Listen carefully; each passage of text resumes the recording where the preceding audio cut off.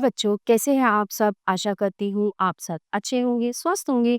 स्वागत है आपका इस कक्षा में। आइए आज हम पढ़ते हैं हिंदी व्याकरण का पाठ 1। भाषा क्या है? What is language?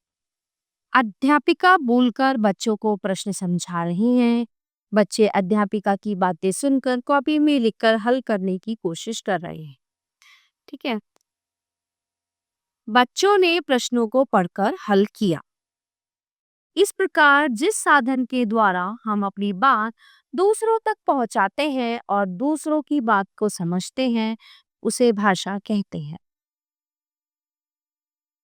भाषा के रूप। भाषा के 3 रूप होते हैं। सबसे पहले आती है मौखिक भाषा। जो भाषा मुख से बोली और कानों से सुनी जाती है, वह भाषा का मौखिक रूप कहलाती है। इसे बोलने की भाषा भी कहते हैं। लिखित भाषा। जिस भाषा में हम अपने मन के भावों को लिखकर अथवा पढ़कर प्रकट करते हैं, वह भाषा का लिखित रूप कहलाती है। इसे लिखने की भाषा भी कहती है। तीसरा आता है सांकेतिक भाषा, जिसको हम बोल देते हैं साइन लैंग्वेज। बहुत छोटे बच्चे जिन्होंने अभी बोलना नहीं सीखा, संकेतों से अपने मन के भावों तथा विचारों को दूसरों तक पहुंचाते हैं। इसी प्रकार ट्रैफिक पुलिस का सिपाही केवल हाथों के संकेत से अपनी बात लोगों तक पहुंचाता है। ये भाषा न तो मुख से बोली जाती है, न ही लिखी जाती है। ये भाषा का सांकेतिक रूप कहलाती है। कुछ विद्वान सांकेतिक भाषा को भाषा का रूप नहीं मानते हैं। ठीक है।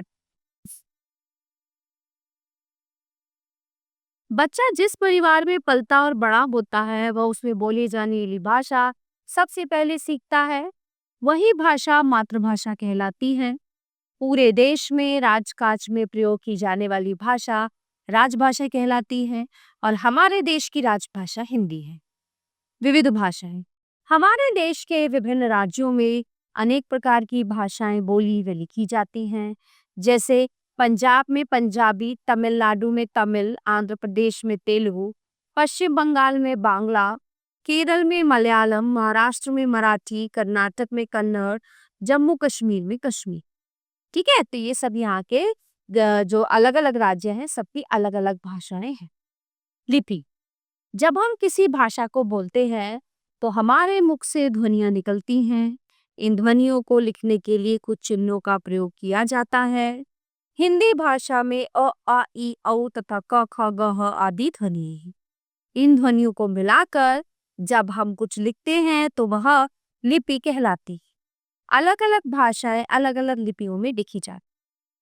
हिंदी देवनागरी लिपि में लिखी जाती है, उर्दू फारसी लिपि में लिखी जाती है, अंग्रेजी रोमन लिपि में लिखी जाती है, पंजाबी गुरमुखी लिपि में लिखी जाती है।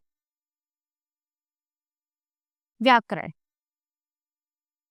जिस ज्ञान से हम भाषा को शुद्ध बोलना और लिखना सीखते हैं, उसे व्याकरण कहते हैं। हर भाषा का अपना व्याकरण होता है। व्याकरण भाषा के लिए नियम बनाता है। नियमों का ज्ञान होने पर भी ही हम भाषा को शुद्ध रूप में बोलना और लिखना सीखते हैं।